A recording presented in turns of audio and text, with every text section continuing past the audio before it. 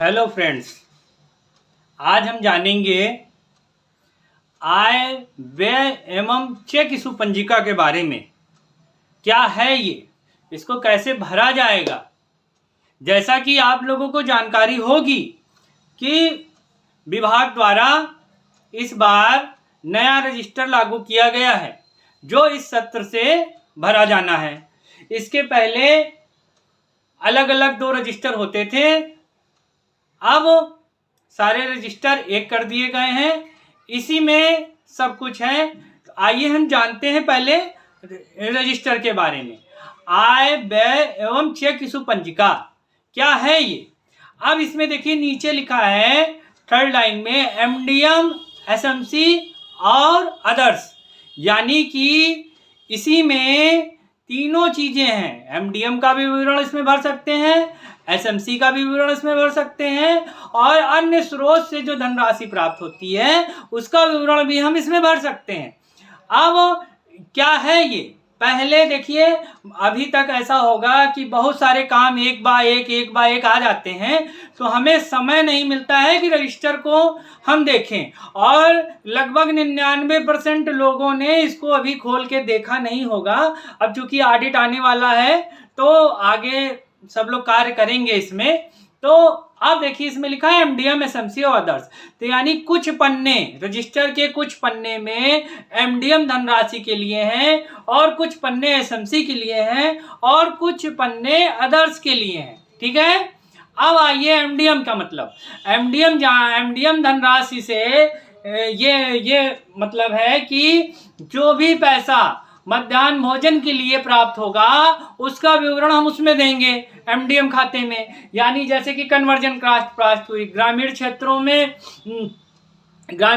में जैसे कि खाना बनाने के लिए पैसा आया, या जो भी पैसा एप्रीन का, बर्तन का, तमाम चीज़ों के पैसे आने लगे हैं, या जो आजकल बच्चों को कन्वर्जन कास्ट दी गई है, तो ये सारी चीज़ें जो है वो एमडीएम में लिखेंगे।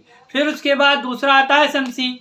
जो एसएमसी मतलब विद्यालय प्रबंध समिति में जो भी धनराशि आएगी, जैसे कंपोजिट धनराशि और क्या बोलते हैं कि कुछ भी ले लीजिए, कंपोजिट धनराशि, टीएलएम हो गया, शिक्षक अनुदान, इस तरीके की जो भी धनराशि सरकार से समान रूप से सभी के लिए जो प्राप्त होगी, सभी मतलब विद्यालयों को प्राप्त होगी, उसका विवरण हम एसएमसी में देंगे।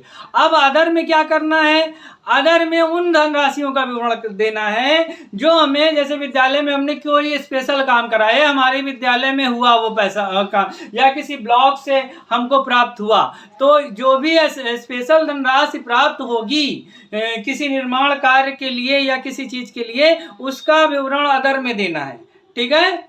अब आइए हम जानते हैं, इसमें अंदर देखते हैं कि इसमें क्या क्या चीजें हैं। ठीक है। अब आप देख सकते हैं ये पन्ना है, इसमें 2 पन्ने दिए हैं। पहला पेज दिया है जिसमें है पहला कॉलम क्रम संख्या, दिनांक, प्राप्त धनराशि, मद, ऊपर देख रहे होंगे आप, लिखा है आय व्यय एवं इशू चेक इशू पंजिका में एमडीएम लिखा है। इसी तरीके एसएमसी वाले में एसएमसी लिखा होगा और अदर्स वाले में अदर्स लिखा होगा। तो आप देखिए क्रम संख्या, दिनांक, धनराशि, मद, और ये आ जाइए दूसरा पेज आ गया।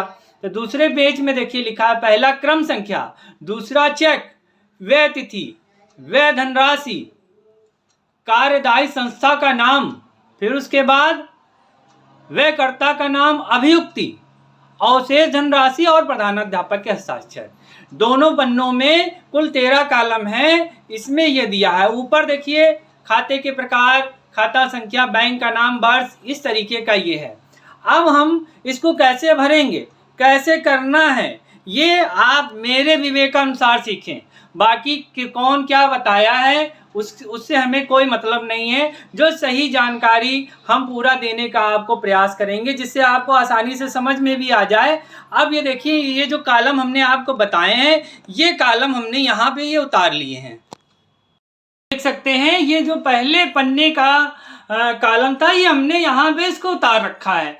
अब आप इसमें देखिए, जो उसमें पहले पेज में था क्रम संख्या, दिनांक, प्राप्त धनराशि, मद, ये बिल्कुल ये पहला पेज हो गया।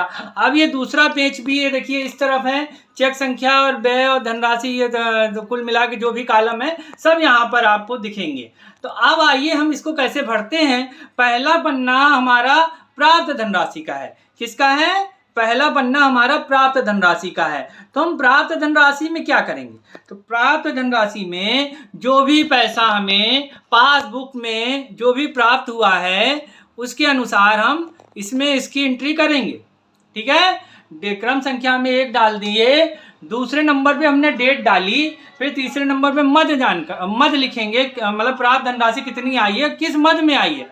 अब इसके साथ ही हमें ये भी ध्यान रखना है कि हमारा वित्तीय वर्ष 1 अप्रैल से चालू होता है और हालांकि पासबुक में कोई 1 अप्रैल की एंट्री नहीं होती है, तो पिछला जो मार्च में जो भी पिछला धनराशि बच रही होगी उसमें हम इसको ओपनिंग बैलेंस में लिखेंगे। 1 अप्रैल की डेट डाल के इसको ओपनिंग बैलेंस दिखा के पुराना लिख देंगे कि हमें क्या है। अब हमने यहाँ पे 1 अप्रैल की डेट डाल दी हमने 1/4/22।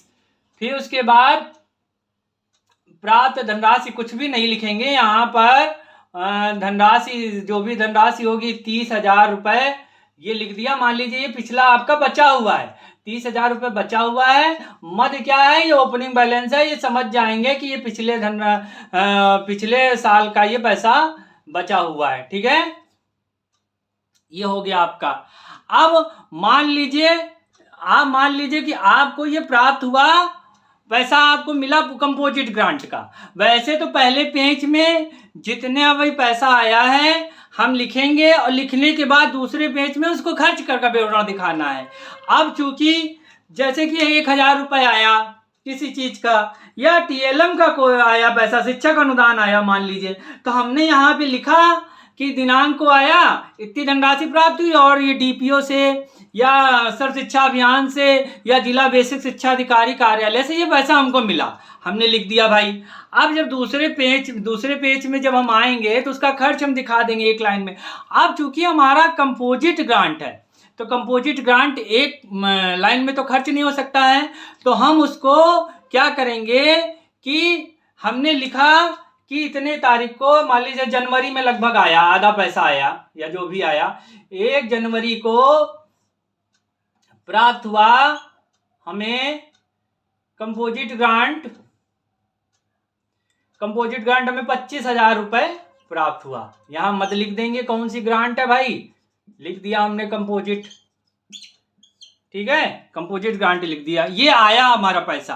अब हम दूसरे पन्ने में देखिए, दूसरे पेज में चलेंगे कंपोजिट ग्रांट की जो धनराशि है वह धनराशि उसको खर्च करने के लिए। ठीक है, अब इसमें भी देखिए आप, तो हमने चेक के माध्यम से क्रम संख्या हमने 1 ये डाली और क्रम संख्या हमने 1 डाली और चेक के माध्यम से हम इसको खर्च कर रहे हैं।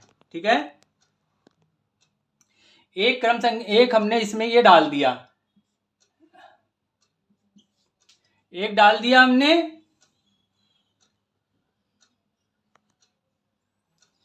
क्रम संख्या में 1 डाला और चेक जो भी संख्या हो 20, 80, 14 डाल लीजिए, कुछ भी डाल दीजिए। तो ये हमने चेक डाल दिया 20, 24, 12, 15 कुछ भी डाल दीजिए। वह तिथि क्या है वो हमने डाल दी। फिर उसके बाद वह धनराशि मान लीजिए 25,000 में हमने 10,000 रुपये खर्चा किया। अब संस्था के नाम जो भी बिल आप वाउचर होगा उसके नाम हम लिख देंगे। वह कर्ता विद्यालय प्रबंध समिति हो जाएगी या हेडमास्टर हो जाएगा, कुछ भी आप लिख सकते हैं। अब अभियुक्ति में क्या करना है, वह कर्ता हो गया, वह धनराशि हो गई, संस्था हो गया, सब हो गया। अब अभियुक्ति में क्या करना, अभियुक्ति में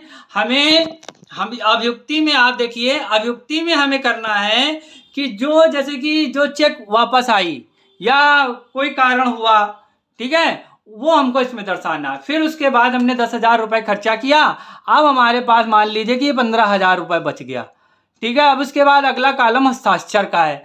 तो हस्ताक्षर वाला कॉलम है वो बार बार हस्ताक्षर न करें, ये एक जो भी एक मद है वो कंप्लीट हो जाए तो उसके बाद आप हस्ताक्षर कर सकते हैं। तो हम ये कह रहे थे कि अब ये कंपोजिट धनराशि आई हमारी 25,000 या 50,000, तो हमने 10,000 का 25,000।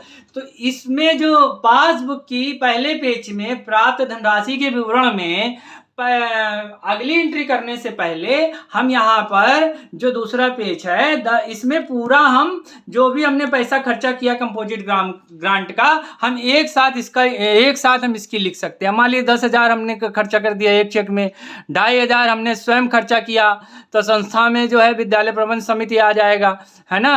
अब इस तरीके से हमने सब खर्चा कर लिया, तो अब यहाँ पे हमें कोई अवशेष नहीं बचा, तो हम यहाँ पे 25,000 का पूरा विवरण एक साथ कंपोजिट ग्रांट का दिखा सकते हैं। जब एक पन्ने में दिखाने में सही रहेगा। अब जब एक धनराशि हमारी खत्म हो गई तब हम दूसरे धनराशि में आगे बढ़ेंगे। तो ये तरीका है जैसे कि कंपोजिट ग्रांट के लिए है, बाकी तो सारा पैसा तो एक साथ। इसी तरीके कोई भी मद आया, अगर हम उसको टुकड़ों टुकड़ों में खर्चा कर रहे हैं तो पहले हमारे हिसाब से किस डेट में वो आया पैसा वो हम लिख लेंगे, उसके बाद उसकी सारी एंट्री कर लेंगे कि कब तक वो खर्च किया गया है। ठीक है। अब हम जैसे कि अब प्राप्त धनराशि में फिर आगे बढ़े। अब मान लीजिए कि प्राप्त धनराशि में हमें मिला इतने तारीख को शिक्षक अनुदान 500 रुपए मिला।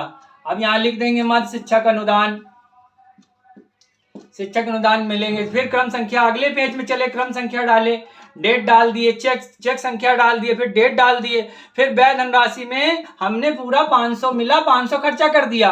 अब संस्था को कोई भी डायमंड बुक स्टॉल से हमने लिया, व्यय करता हो गया, जो भी टीचर हुआ या जो भी हो गया, ठीक है, लिख दिया।